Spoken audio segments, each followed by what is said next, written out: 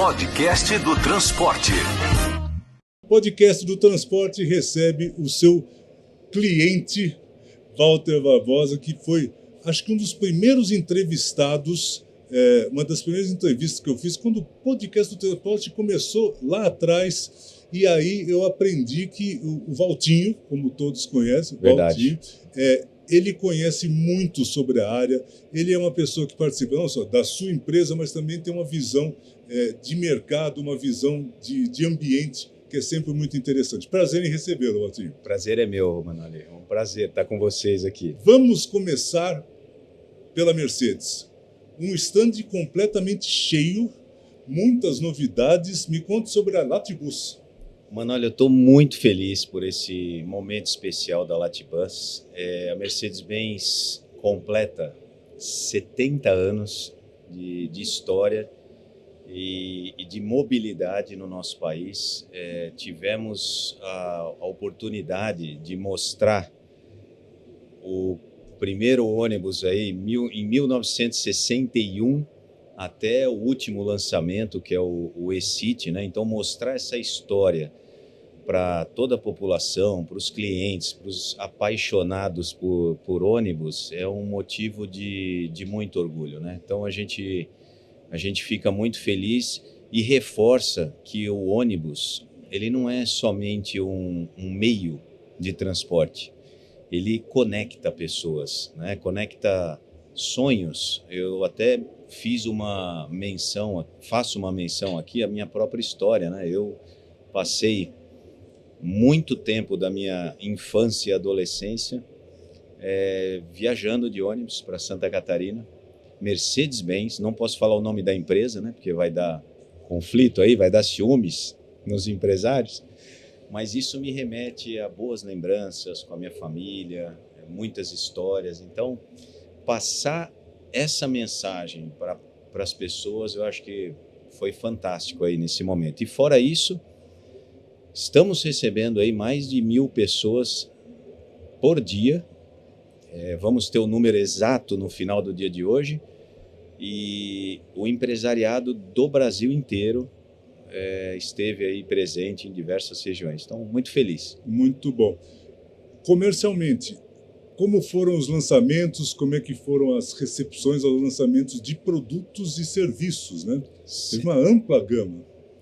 Sempre muito bem recebido, né? Todos os clientes, eles gostaram bastante. A gente está trazendo novidades na linha de fretamento, nós estamos trazendo novidades para rodoviário e também para os urbanos, né? E lançamos, especialmente no urbano, o chassi EO500 UA articulado, que é um veículo de 18 metros, especialmente para corredores, grandes cidades e grandes municípios. E a maior novidade é o E-City, que vem com uma proposta muito interessante, que é democratizar a eletrificação para cidades de médio e pequeno porte, né? Seria menos você não quer, mais você não precisa. Então, assim, é um carro que chega num posicionamento muito atrativo e que provavelmente não exigirá força de lei para o operador migrar do diesel para o elétrico. Ele vai ver que o carro se paga entre 6 e 7 anos. Então, isso é algo inovador e eu acho que a gente vai disponibilizar a eletrificação para o resto do Brasil, né? Não apenas São Paulo. A gente falava lá atrás sobre a necessidade de escala na eletrificação para que os preços começassem a se mexer. Então, isso já está acontecendo, né? Já está acontecendo, lógico, tem muito mais para ser feito. Hoje o mercado, para você ter uma ideia, mercado de ônibus total, aproximadamente 20 mil unidades no ano. Se a gente considerar que o elétrico renova de 800 a 1.000, hoje, ano passado 800, mas os anos anteriores quase nada, isso dá 5% do mercado total. Ainda não se justifica você ter grandes investimentos de fornecedores para produzir aqui. Mas, por outro lado, a gente tem outras alternativas. por exemplo, esse e-City vem com componentes 100% produzidos pela WEG, bateria e motor elétrico. Então a gente está prestigiando, vamos dizer assim, e investindo em companhias brasileiras para poder competir com os asiáticos e está funcionando, vai funcionar muito bem, eu não tenho dúvida, e são alternativas que a gente pode fazer no momento, mas à medida que esse volume vai crescer, porque vai crescer, né? O elétrico é algo que veio para ficar, ele só não avança mais rápido por conta de recursos e por conta de infraestrutura. São os dois maiores gargalos da eletrificação, o resto é fácil, né? Então, a gente possivelmente vai receber o Banco Mercedes também, mas acho que dá para falar sobre financiamento. Está chegando em quantidade, está enroscando em algum lugar, está fácil pegar esse dinheiro, essa quantidade que está sendo anunciada? Não. O elétrico, como são montantes grandiosos, né? São carros 3 milhões para cima, articulado 4, 5 milhões. Então, os bancos tradicionais, bancos de montadora, bancos privados, nenhum deles fazem esse tipo de financiamento. Porque o montante, o cliente compra 100 ônibus, o cliente compra 50 vezes esses milhões. Então, isso acaba sendo uma demanda que só quem atende hoje são bancos ou internacionais ou bancos do governo.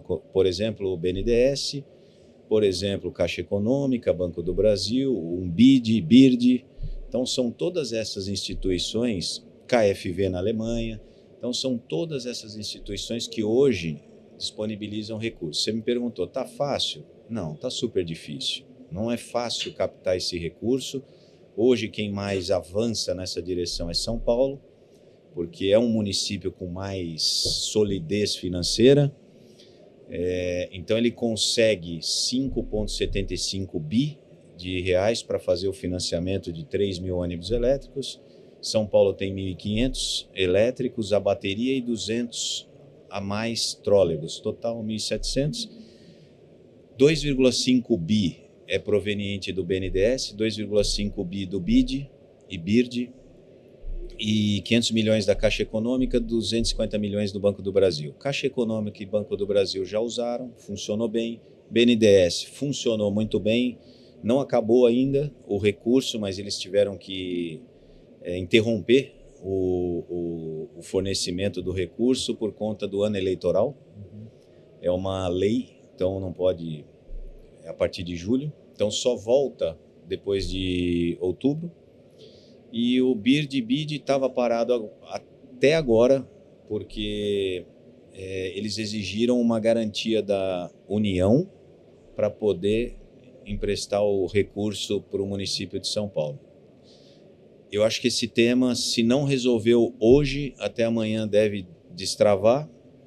Então a gente volta a ter recurso para São Paulo, mas hoje ou até ontem estava sem recurso para São Paulo, fornecimento de ônibus elétrico para São Paulo parado e voltando, especialmente pós-eleição, vai resolver. Aí volta a ter recurso, até 3 mil ônibus.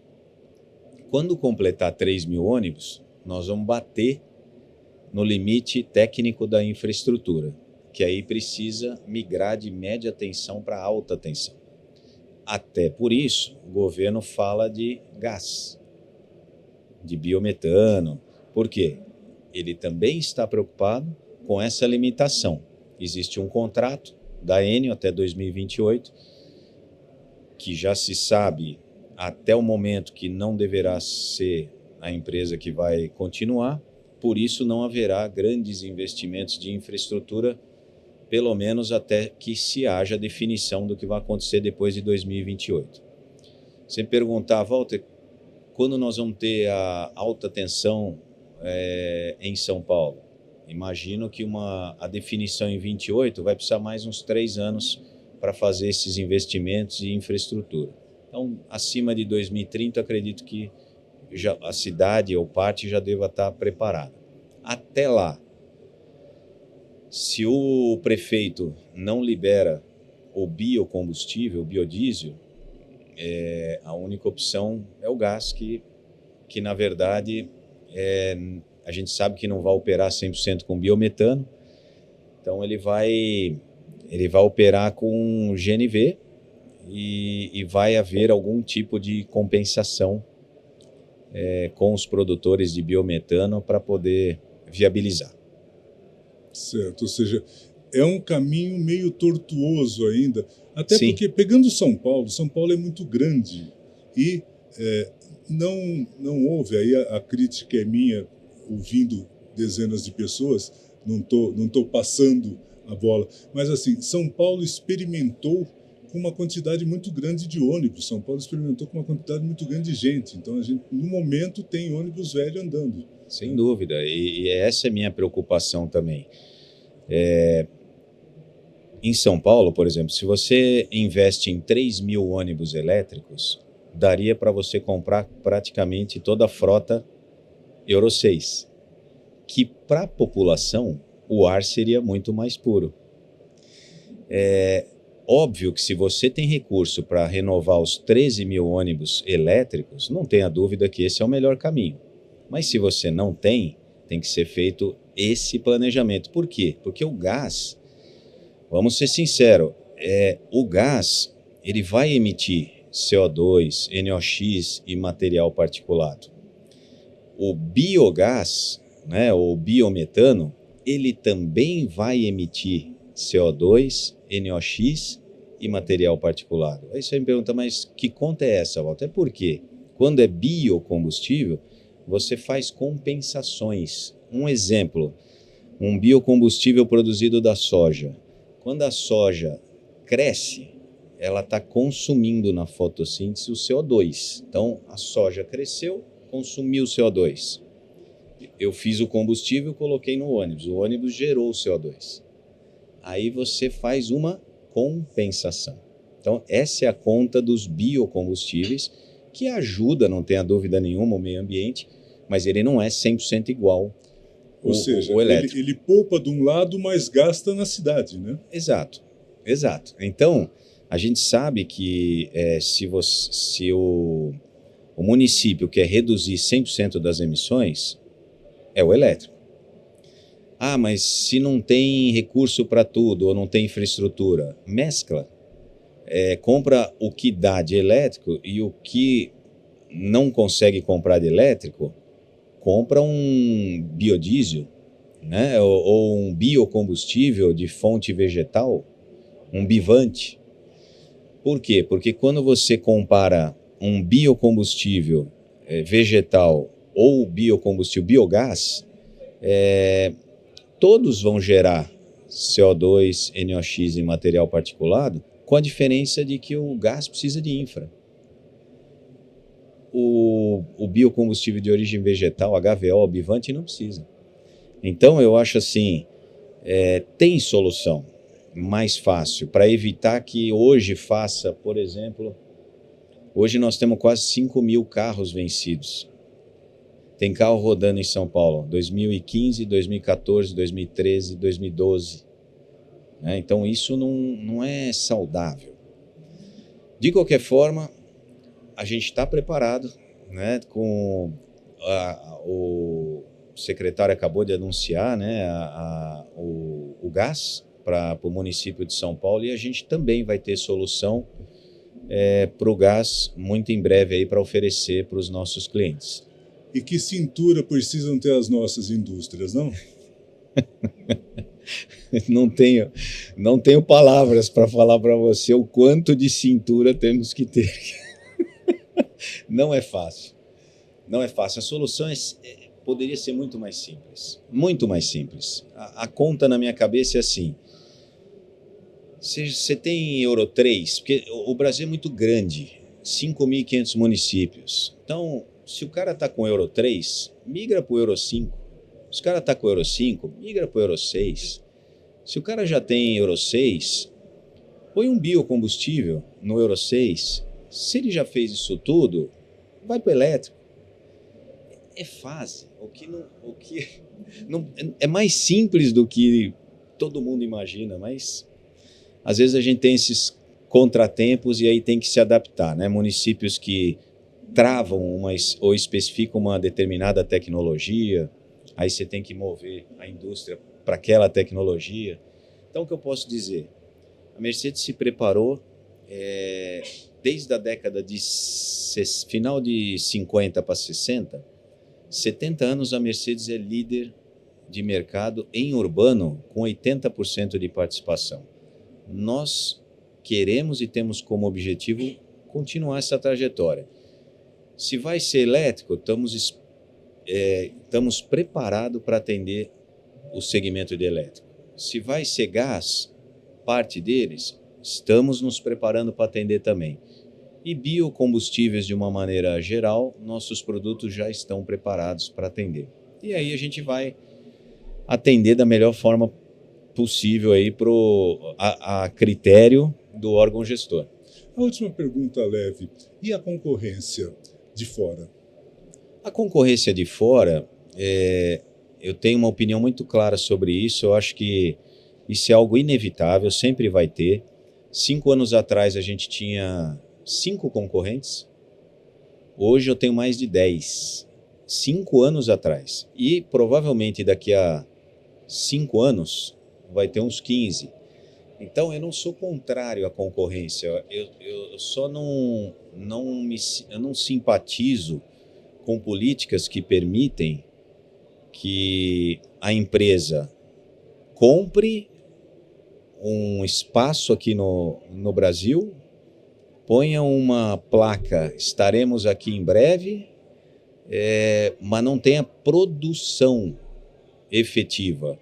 São todos os componentes produzidos no outro país, vem de CKD, com exceções de impostos, e monta aqui, e não gera emprego aqui. Então, uma coisa é uma fábrica que tem 300 funcionários, outra coisa é uma fábrica que tem 7.000.